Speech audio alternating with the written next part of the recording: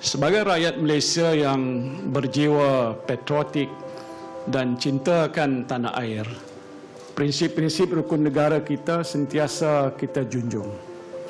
Sejak di bangku sekolah lagi, kita diperkenalkan dengan 5 prinsip rukun negara yang tidak pernah lekang di ingatan kita, malah telah sebati dalam jiwa sanubari kita. Sempena sambutan ulang tahun ke-50 Rukun Negara yang mempertautkan seluruh rakyat Malaysia dalam suatu semangat dan nilai perpaduan yang jitu, maka marilah kita bersama-sama memperteguhkan iltizam untuk terus menjunjung kelima-lima prinsip rukun negara ini. Prinsip-prinsip rukun negara hendaklah sentiasa diamalkan dalam masyarakat kita dan diwarisi daripada satu generasi ke suatu generasi yang lain. Sebenarnya bukanlah sukar untuk kita menghayati dan mengamalkan prinsip-prinsip rukun negara.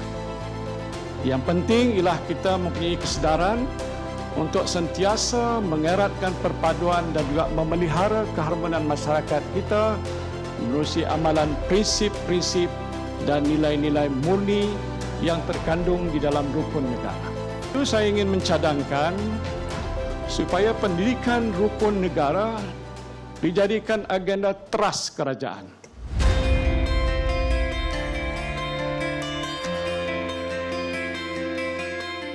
Hey, Rose? Hi, Dano. What a coincidence. I know, right? But what are you doing here? I was just thinking of our Rukun Negara, beautifully drafted for the good of our nation.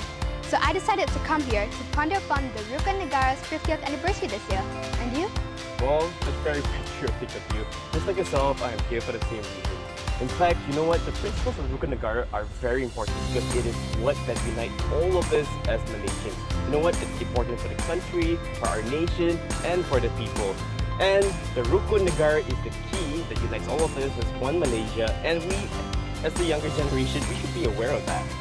Yes, agreed, Dano. They worked tirelessly on the Rukun Negara, our leaders in the early days.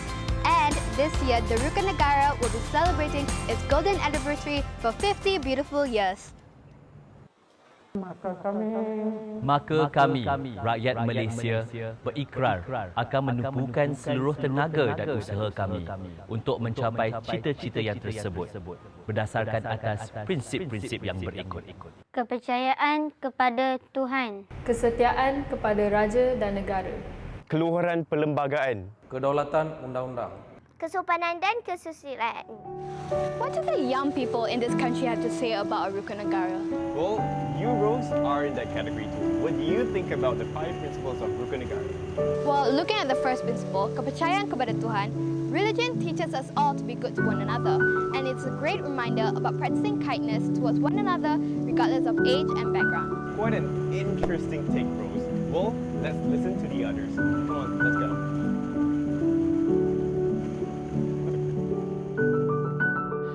Hi, Keisha.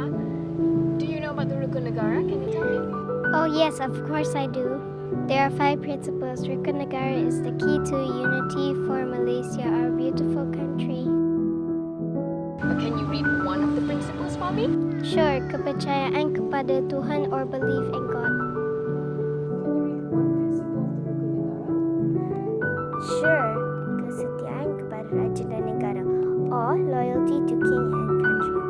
I also know the 3rd principle of our Rukun Negara, keluhuran perlembagaan or supremacy of the constitutions.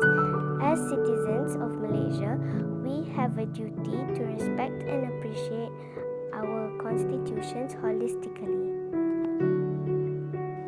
Do you know one principle of the Rukun Negara? I do. Kedaulatan undang-undang or rule of law. Justice is founded upon the law. Every citizen is equal before the law. Kesopanan dan kesusilaan or good behavior and morality is principle number 5. Good behavior includes a high standard of morality both in our personal and public life.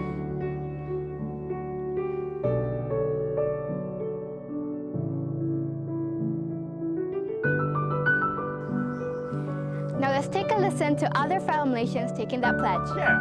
the rendition of our most sacred Rukun Negara, the creed that was drafted 50 years ago, The 5 principles that we should all live by to ensure an everlasting unity and harmony for our beloved Malaysia.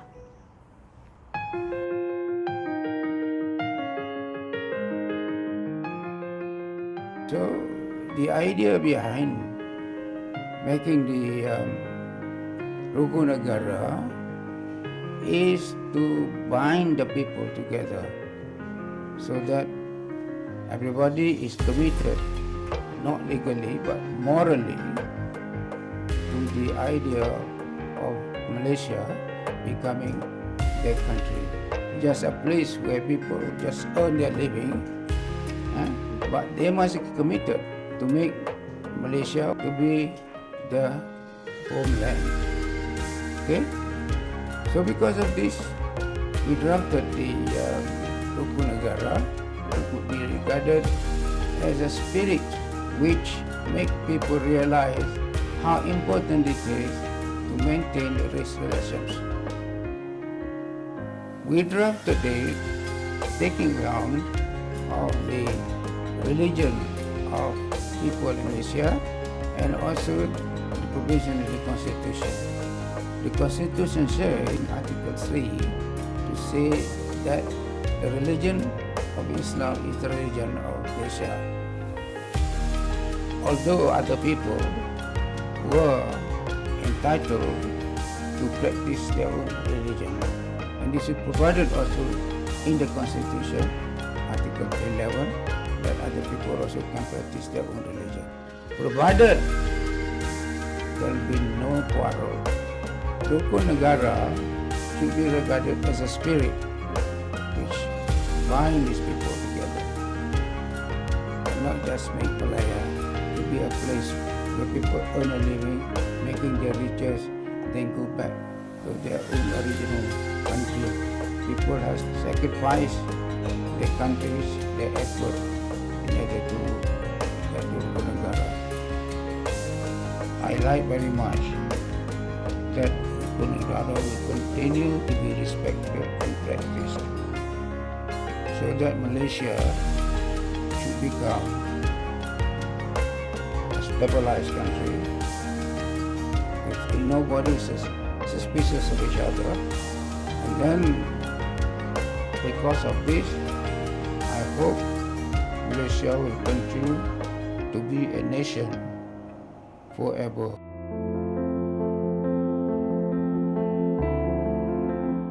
Of course, some names are very, very familiar. Tun Razak himself was the chairman, Tun Dr. Ismail was the deputy chairman, and then of course there was Datuk Asri of PMIP. Of course there was Professor Ungku Aziz, Professor Chen Funky, and Professor Syed Hussein Alatas from the university. These are the people representing the academic field. Some socialites, Reverend Van Dagen, I think, of the Christian group, and then Professor Jalil Hassan, I think, ex-mufti of Johor, was also principal of the Islamic College of Kelang. And there are numerous other people representing the political group, the social group, the various interest groups, and such people to develop some kind of a basis for the promotion of national unity in Malaysia. Rukun Negara was established not only on the creeds or on the principles, it is actually a manifestation of the desires, the dedications and the objectives of Rukun Negara. 5 objectives, which are unity, democracy, fair society, liberal society and progressive society. To attain national unity, we must base it on the principles of belief in God, loyalty to king and country, supremacy of the constitution, rule of law, and good behavior and morality. Loyalty to king and country is actually Malaysian in all sense of the word, because we have a unique form of monarchy. We develop a level of sovereign from around Nine to be the head of state, fountain of justice, fountain of mercy, fountain of honors for the nation, because the king is actually the personification of the nation. It's not the person, it's the institution. You know, that differs us from everybody else after loyalty to king and country. supremacy of the Constitution.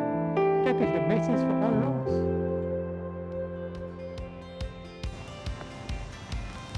That was interesting to hear from our elders who were there in the making of Rukun Negara.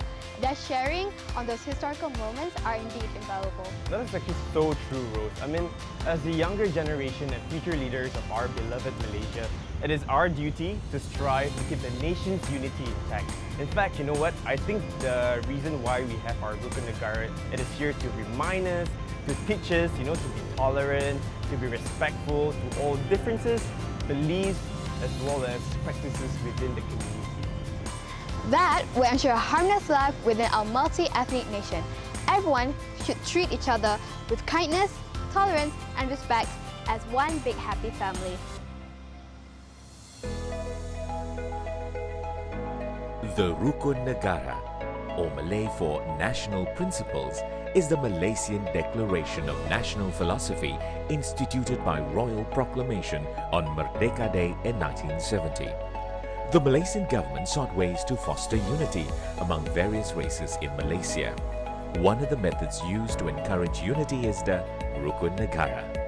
The word Rukun Negara can refer to the whole declaration. The words after the preamble, Maka Kami, or the 5 principles alone.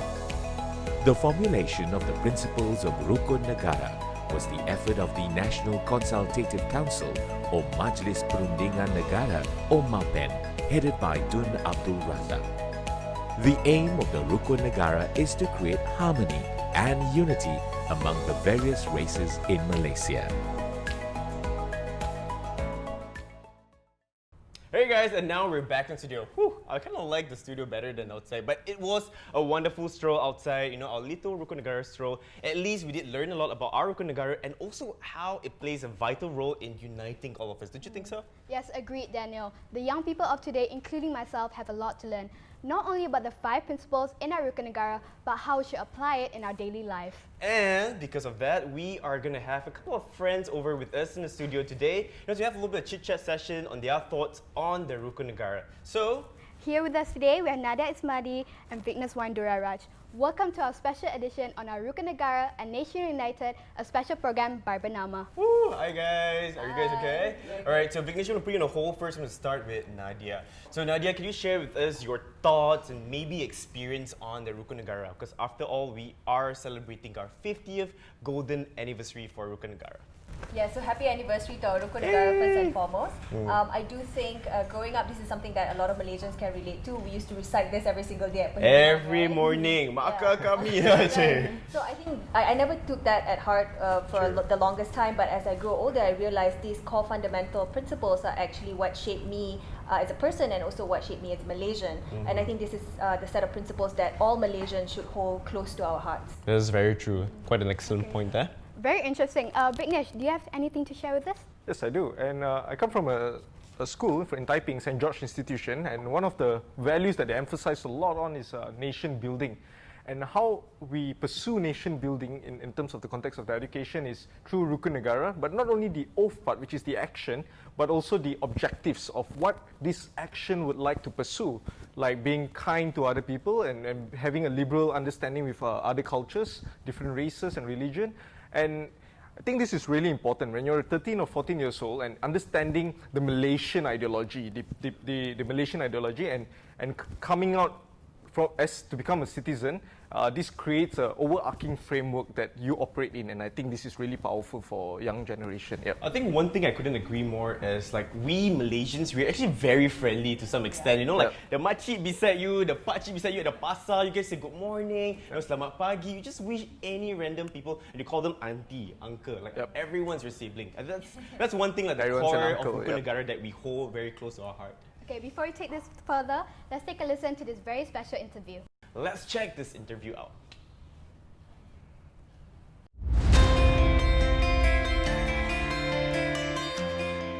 Saya bagi pihak Kementerian Perpaduan Negara ingin mengambil kesempatan ini untuk mengucapkan terima kasih banyak kepada BERNAMA. Semangat Rukun Negara sempena dengan sambutan 50 tahun Rukun Negara. sempena dengan sambutan Hari Kemerdekaan Negara, semangat kita sudah terlalu berkobar-kobar pada hari ini. Kerajaan dan Kementerian Perpaduan Negara yakin antara kunci kepada kejayaan perpaduan ini sebenarnya dia terletak kepada penghayatan dan juga pemahaman rakyat kepada prinsip-prinsip hukum negara. Kementerian Perpaduan Negara telah pun mengambil tanggungjawab untuk kita mewujudkan pendidikan rukun negara, pendidikan daripada usia awal kanak-kanak. Kementerian Perpaduan Negara telah pun mewujudkan satu jawatan kuasa, pendidikan rukun negara, untuk melihat kembali bagaimana kita nak meletakkan penghayatan pendidikan rukun negara itu ke dalam sistem pendidikan rukun negara. Tidak boleh diletakkan sebagai hiasan, tetapi sepatutnya diamalkan. Pada waktu saya sekolah dulu, kita ada pendidikan tata rakyat. Kita belajar tentang negara kita, raja-raja kita, bendera kita dan perkara-perkara yang kita perlu tahu sebagai warga negara Malaysia. Kita ada sebanyak 6,621 kelab-kelab rukun negara. Kita juga wujudkan Sekretariat Rukun Negara yang berfungsi di semua IPTA dan IPTS. Tentang sistem pendidikan rukun negara, dia berhubung kait dengan perpaduan. Bila kita sebut perpaduan ni, dia mencerminkan kepelbagaian. Malaysia ni adalah merupakan sebuah negara yang mempunyai komposisi rakyat yang sangat unik, berlatar belakangkan kepada pelbagaian agama, bangsa dan budaya. Kita nak semarakkan perpaduan, ikatan antara kaum itu. Nilai-nilai perpaduan ini perlu dipupuk agar terus sebati dalam jiwa kita selaku rakyat Malaysia, tidak mempersia-siakan segala pengorbanan pejuang-pejuang kemerdekaan kita. Apa yang akan dilakukan oleh Kementerian Perpaduan Negara? Kita sedang mengusahakan perancangan untuk membangunkan satu dasar perpaduan negara. Kita telah pun menghasilkan satu blueprint rangka tindakan perpaduan negara. Saya baru bentangkan kertas pelaksanaan maklum balas Plan Tindakan Perpaduan Negara bagi tahun 2021 hingga 2025 kepada Kabinet. Pelancaran kempen maklum balas itu akan dilaksanakan oleh semua negeri-negeri. Bila kita membicarakan soal perpaduan ini, dia tidak ada halangan sekatan, perbezaan dan kelainan. Kerana dia adalah perkara yang menjadi tanggungjawab bersama. Bila saya mengajar dulu, bila sampai hari kemerdekaan, kita tak ada dapat beli bendera-bendera kat kedai ini dulu. Kita dalam kelas, kita akan lukis bendera kita, bendera Malaysia. Dan kemudian bawa gam, bawa lidi, supaya lepas tu kita boleh kibarkan. Semangat yang suatu waktu dahulu itulah sebenarnya nak dikembalikan. That's a really nice interview. Nadia, our first, second and third principles of our Rukun Negara concentrates on believing in a religion, kesetiaan kepada raja dan negara, and keluhuran perlembagaan. What can you say of the importance of these principles? So definitely the underarching principle of our Rukun Negara is actually a unifying agent for all Malaysians. As we know, Malaysia is a multicultural society. We have different cultural activities and we even have different political beliefs. But our Rukun Negara, including the three principles you mentioned, is actually the binding agents that bring all Malaysians together. True. That's a really strong point there. I really like what you've mentioned. Okay, but here's my question for you, Vignesh. I mean, like, okay, we know the youngsters today, they're very gadget reliant. Like, how can we apply these principles in our daily lives as young kids, today? How can we better understood these principles? What do you think? I think the younger generations, like you said, they're very gadget, very savvy. They are all very smart, and I think they perceive more things than I think the older generations have perceived. The stream of information that comes into their finger is instantaneous. And if they want, they can easily just Google Rukun Negara and find out the background and the history and who formulated it and why we formulated it. But more importantly, I think as a society, we need to move away from 1969. I think that's the reason why Rukun Negara was here. And it's a tragedy, no doubt. We have to understand about it. But how we can move away from it is by taking action, by giving incremental levels of kindness, by treating each other well. And when we lead by action, the younger generation can see the Rukun Negara as an embodiment. And this is really important because you can take all the oath you want, but when you see it in action, it's really powerful. You want to be wholesome like that. True, wholesome Malaysian. I really like that. Thank you so much, guys. You know, I really enjoyed this short discussion, but unfortunately, time is ticking. I'm afraid we have to say a little bit of goodbye now. Hopefully, we'll manage to have another discussion. Before we say goodbye, let's take a look at this interesting tidbit. Let's stay united as one happy nation. That is very true. Thank you very much, Nadia. Thank you very much, Vignesh, for joining us here today in our studio. And to everyone out there, have a happy 50th golden anniversary to our Rukun Negara. Until next time. Bye.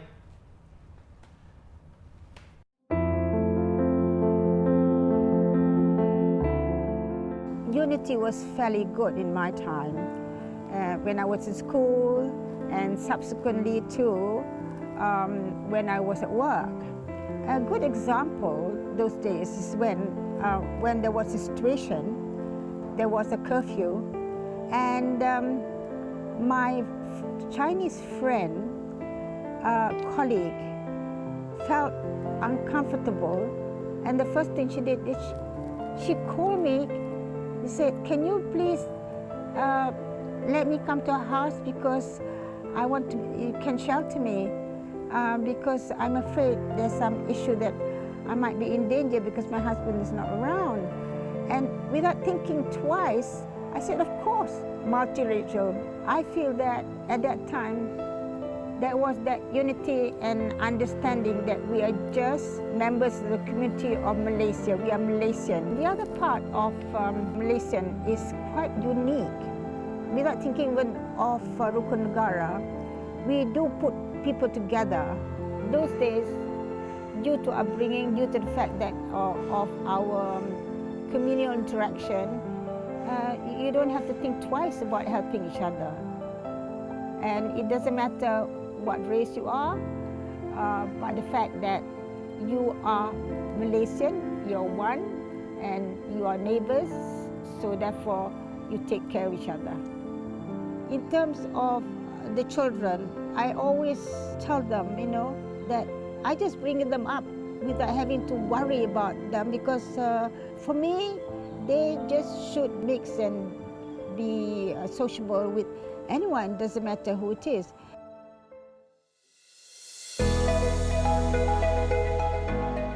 What I can say is, I don't see that they understand what is Rukun Negara.